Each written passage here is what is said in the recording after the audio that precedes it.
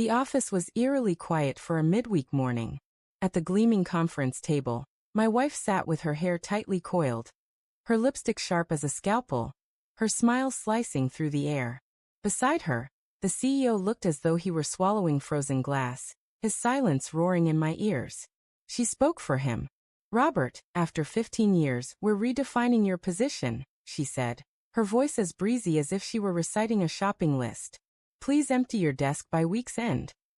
I gave a calm nod, unruffled, and said I understood completely. She had no idea what Monday would bring. 15 years ago, I walked into that company with nothing but a worn briefcase and a fierce ambition that kept me awake through countless nights. I built their infrastructure from scratch, streamlined their processes, tripled their profits, and saved them from collapse twice. I guided the CEO's son through his early career, navigated the VP through a tangled divorce, and for a decade and a half, I transformed that company into an impregnable fortress. And I loved her, Julia. When we first met, she was new to HR, her intellect razor-sharp, her heels clicking with intent, her words swift and witty. I was drawn to her fire, her relentless drive.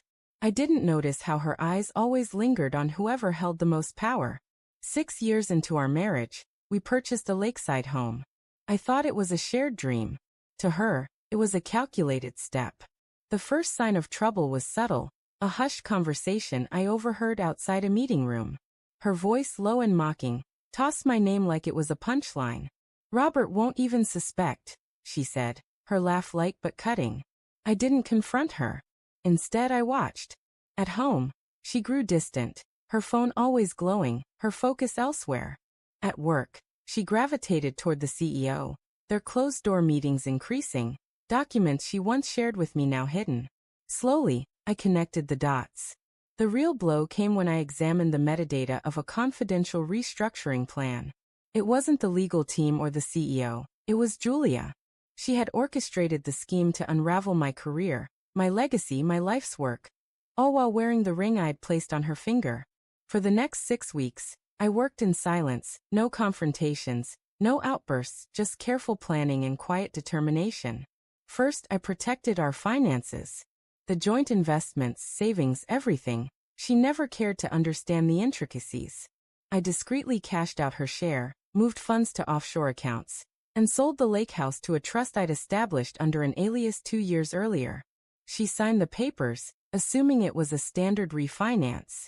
Then I gathered proof, not just of her plot, but of her affair with the CEO. It wasn't only personal. She was exchanging company secrets in late-night murmurs for career advancement. I collected emails, messages, hotel receipts. One night, I followed them, snapping photos, license plates, timestamps, irrefutable evidence. I organized it all into a file named Executive Shift. I found the title fitting. Friday came, and I cleared my desk with steady professionalism, shaking hands, expressing gratitude. Julia didn't glance my way. She'd already taken over my office, her heels echoing victoriously through the halls. She thought she'd secured her triumph. Monday morning, at precisely 8:45, the board meeting began. I wasn't invited, but the chairman's assistant owed me a favor, and my access code still functioned. I entered as someone rambled mid-sentence. Julia stiffened. The CEO's face went ashen. I placed a thick dossier before each board member. "You'll want to examine this before moving forward," I said, my tone even, no drama needed. The folders detailed financial discrepancies, HR violations, and evidence of an improper relationship between 2 top executives, one of whom had just terminated a whistleblower, me without cause. By the time they reached the photos, Julia's hands shook. The chairman's stare fixed her like a pinned insect.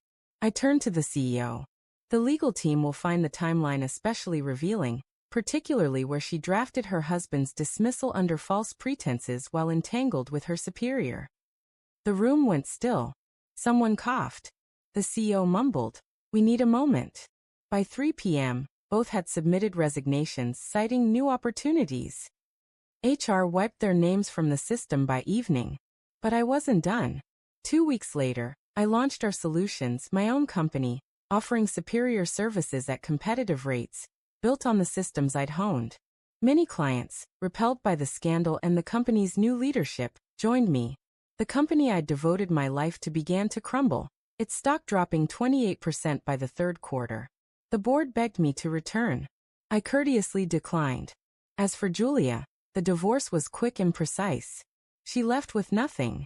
Her lawyer tried to challenge the prenup, but I noted she'd signed it assuming I'd be financially ruined. I wasn't. Every asset was protected, every legal angle secure. She exited the courthouse gripping a worn purse, her married name erased. Betrayal, I discovered, isn't always loud or dramatic. The cruelest kind is subtle, deliberate, sealed with a signature and a smile. Revenge, however, can be just as silent, delivered with a nod and a steady step forward. I'll never forget her face in that boardroom. The moment she realized I wasn't broken. I was already far ahead. That was the day she learned. Never betray the one who built the game you're playing, because they can rewrite the rules, and by the time you notice, it's checkmate.